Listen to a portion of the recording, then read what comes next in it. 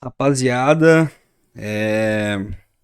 nunca achei que eu estaria preocupado em em uma segunda rodada de Libertadores, que nem foi essa segunda rodada nesse jogo contra o Rivadavia da Argentina. Esse é o primeiro vídeo do canal, então na verdade vai ser muito mais um desabafo do que propriamente um vídeo com um roteiro e produção e tudo mais. É muito mais um vídeo livre sem roteiro, que vai muito mais na emoção do que eu tô sentindo nesse momento. Do meu sentimento quanto ao Fluminense, quanto à diretoria, jogadores e treinador também. Do que eu penso sobre essa temporada até agora. E da situação que a gente se meteu. Porque a gente se meteu numa situação complexa agora. Complexa, porque o, o Fluminense em duas rodadas que no primeiro momento pareceu duas rodadas talvez de um empate em uma vitória num cenário mediano, num cenário que não é o ideal, porque o ideal sempre vai ser pensar duas rodadas, duas vitórias, mas é difícil, eu entendo que é Libertadores, então por isso que eu considero, pô, beleza, tropeçamos contra o time venezuelano na primeira rodada, né? Então a obrigação seria ganhar agora, mas não aconteceu. Então eu acho que a derrota de hoje, na verdade, ela começou na quarta. Não lembro se o jogo foi na terça ou na quarta-feira passada contra o time da Venezuela. E a gente poupou, né? Boa parte do time contra o Coxa no final de semana passado, para que o time principal pudesse atuar na Venezuela. E tudo bem, eu acho que o empate contra o Coxa fora de casa naquele momento não era um resultado ruim. Era um resultado ok. O Coxa é um time que tá pontuando bem no campeonato, tem bons resultados e tudo mais. E, cara, se o foco era Libertadores, naquele momento o empate soava bem. Beleza, poupamos para que na Libertadores a gente desempenhe e ganhe. Enfim, aconteceu ali. Eu não vou aqui também me fazer uma análise daquele jogo porque eu quero focar mais nesse jogo atual. Se parasse ali, eu acho que beleza, faz parte, uma decisão errada, todo mundo erra. A cagada veio depois, né? Veio pelo que eu lembro, foi na quinta-feira à noite, quando rolou toda a treta ali envolvendo o Fluminense e o Flamengo nos bastidores. Treta não, né? Treta pra torcida, mas pra diretoria foi só o, a aceitação de que o jogo seria movido pra. O Fla-Flu seria movido de sábado pra domingo. Cara, não vou entrar muito a fundo nisso, mas eu quero puxar isso pra análise do jogo de hoje porque eu acho que faz parte, né? Quando houve a mudança da data do jogo, claro, eu como todo torcedor do Fluminense que tem que ser clubista, né? Eu acho que se você não é clubista, talvez você esteja torcendo errado. Eu acho que todo torcedor tem que ser clubista no fundo. Eu não gostei, eu não apoiei, eu achei que, pô, o calendário era esse, já fazia tempos e. Enfim, o Fluminense estava na sua, a gente voltou da viagem da Venezuela, a gente jogou o Fla-Flu no sábado, ia folgar no domingo, treinar segunda e terça e jogar hoje. E acabou não rolando isso, né? O Fla-Flu foi pro domingo e antes ali do jogo, o presidente, que eu nem quero falar o nome aqui, porque eu acho que esse cara. Eu nunca vi um cara. Eu não gosto muito dos termos que essa geração mais nova vem usando, mas eu acho que cabe aqui. Eu nunca vi um presidente tão sem aura no Fluminense. E se ele tem uma aura, é uma aura pra baixo, sabe? Uma aura que não passa confiança. O cara é zero. Parece. Soa zero vontade, soa zero de passar uma confiança. Ele não passa, cara. Ele não passa. E quando ele deu um comunicado ali, ele deu um vídeo, ele postou um vídeo de 6 minutos explicando sobre a decisão do Fluminense de apoiar o adiamento do jogo de sábado para domingo. E ele fala ali no vídeo que o Fluminense entendeu que não ia haver um prejuízo, né, em adiar o jogo do sábado pro domingo. Porque o jogo seria no domingo, o Fluminense iria treinar na segunda e na terça ia jogar hoje, como foi o que aconteceu. Mas, que nem eu falei antes também, a programação original era folgar no domingo, treinar segunda e terça pra jogar hoje. E cara, se você tem um acordo com os jogadores ali, que os jogadores já teriam a folga, né? No domingo, e do nada você chega pros caras falando que não, vocês vão jogar porque sim, porque o Flamengo atrasou o voo deles e é isso. A gente não teve culhão pra tentar bater de frente.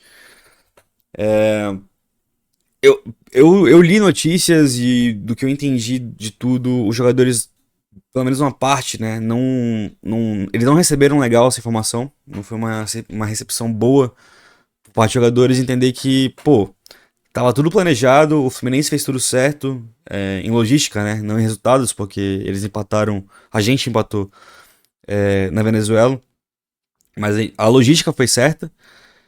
E, pô, pra gente poder ter a folga domingo e tudo mais, e, pô, cara, na situação que a gente já tava ali, que a gente tinha empatado fora de casa com um time que a gente deveria ter vencido, e depois rolou o que rolou no Fla-Flu que a gente perdeu, cara, não tem como não colocar boa parte da culpa, não necessariamente da derrota, mas da fase do time agora na diretoria. Porque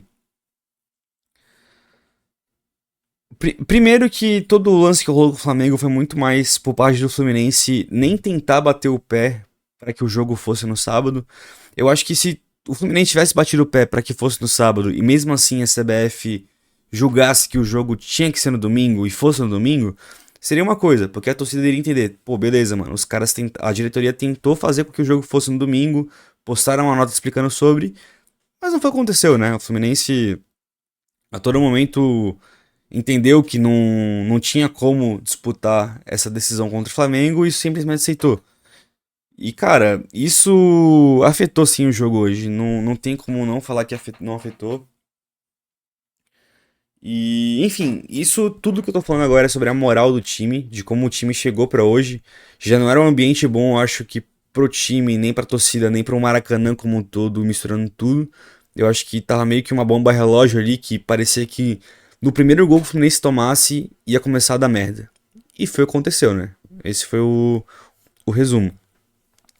O Fluminense começou até que bem o jogo. O Fluminense começou pressionando, mas fez 1 a 0, poderia ter feito mais, eu não acho que o Castilho fez um bom jogo hoje. Também não vou cobrar do cara aqui, porque eu acho que desde que a gente contratou ele, eu já sabia que ele não era um cara que vinha pra ser, porra, o matador. Ele não vinha pra ser um Germancano 2022-23. A gente sabia disso. Ele era um cara que ele vai fazer um gol ou outro aí. Talvez ele jogue mais que o Everaldo em bola jogada, né? Talvez ele faça mais gols que o Everaldo no final da temporada. Mas ele vem pra ser um cara que eu considero parecido com o Everaldo. Eu espero queimar a língua. Mas não é o cara que vai resolver. Não é. Não é. E, enfim, o Fluminense poderia ter feito mais de 1 a 0, acabou não fazendo. Aí vem o que rolou do empate, da virada. E eu não quero muito comentar sobre falhas nos gols do time argentino. Eu quero mais falar sobre o que foi o segundo tempo. Que eu acho que, cara, foi assustador. E é o que mais me assusta, porque se o Fluminense leva a virada e se predispõe e consegue retornar ainda no jogo de empatar e virar o jogo de novo para um 3 a 2, a análise está sendo muito diferente. Mas esse não foi o caso. O Fluminense fez 1 a 0, tomou um 2 a 1 e pareceu inoperante para tentar virar o jogo. Do que eu ouvi da coletiva do Zubeldia, o Hércules pediu pra sair no intervalo e entrou o Bernal. Eu acho que isso matou meu campo, assim, realmente matou meu campo. E o Hércules estava fazendo um jogo ok até no primeiro tempo. Não era nada demais, mas o Bernal voltando de lesão e tudo mais, eu não acho que era o cara pra entrar, mas quem mais ia colocar também, né? E, cara, a inoperância do Fluminense incomodou. Incomodou. A torcida já tava em cima. E o Maracanã virou. O Maracanã explodiu. A bomba relógio que eu citei ali, a partir do momento que o time argentino fizesse o primeiro gol, a bomba explodiu no primeiro gol, estourou mais ainda no segundo gol. E, cara, o segundo tempo foi assustador. O Fluminense não criou. Não teve uma chance assim de jogada construída que você fale, pô, isso aqui quase entrou. Isso aqui, uma boa jogada. Não teve. Não teve. E isso assusta, porque a gente disputou 6 pontos. A gente ganhou um ponto e a gente ainda tem um jogo na altitude e tem um jogo na Argentina que a gente, até 2 semanas atrás, a gente pensaria, pô, são jogos que a gente pode ganhar. A gente vai como favorito. Agora não sei. Então, me assustou muito a inoperância do Fluminense no segundo tempo, porque chegou um momento que o Zubeldia ele tirou um zagueiro, acho que ele tirou o Ignacio e colocou o John Kennedy. Teve alguns momentos que a zaga virou Martinelli e Bernal e o Freitas saía armando o time pela esquerda. E, e assim, cara, eu acho que foi algo muito no desespero, sabe? Assim, não que não devesse ser, né? Eu acho que realmente o time tinha que ir pro desespero ali. Mas, cara, a sua linha de zaga ser Bernal e Martinelli com Freitas armando pela esquerda, o Arana ficou espetado lá na ponta, junto do Serna. Não conseguiram fazer nada. Aliás, o Serna entrou muito mal também no jogo, né? E. Enfim, cara, o nosso jogador mais criativo, que era o Savarino, eu acho que o Savarino não tem condições de render 90 minutos. Eu acho que ele, mano, ele é muito bom jogador.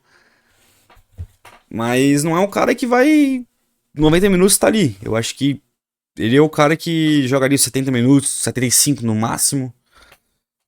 E enfim, cara. Eu acho que o resumo da ópera aqui é a preocupação do que a gente tem pro. Eu nem vou colocar o brasileiro na conta. Esse vídeo aqui que eu tô fazendo é muito mais sobre Libertadores.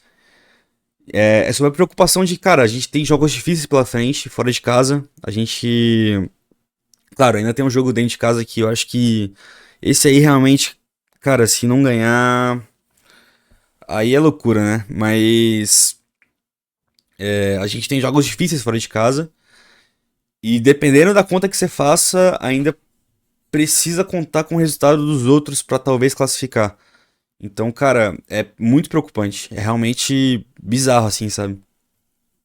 E, enfim, eu já acho que eu vou terminar por aqui já, porque eu acho que não falei, era muito mais um desabafo de eu construir uma linha de raciocínio do que foi desde da última semana até agora e entender um pouco do que foi essa derrota, do que necessariamente, pô, um vídeo estruturado pra comentar sobre todas as atuações de todos os jogadores, não é esse meu objetivo.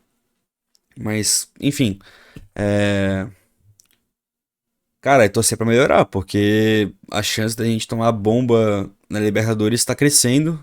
Eu acho que a gente classifica ainda. Se eu tiver que chutar agora, mesmo com esse futebol aí, eu acho que a gente ainda classifica. Mas tá perigoso. Tá perigoso. Bom, é isso. Bom, se gostaram do vídeo, quiserem se inscrever, dar like, comentar, concordar, discordar, fiquem à vontade. Isso aqui é muito mais um desabafo meu como torcedor. Bom, interaja da forma como você melhor entender. Boa noite.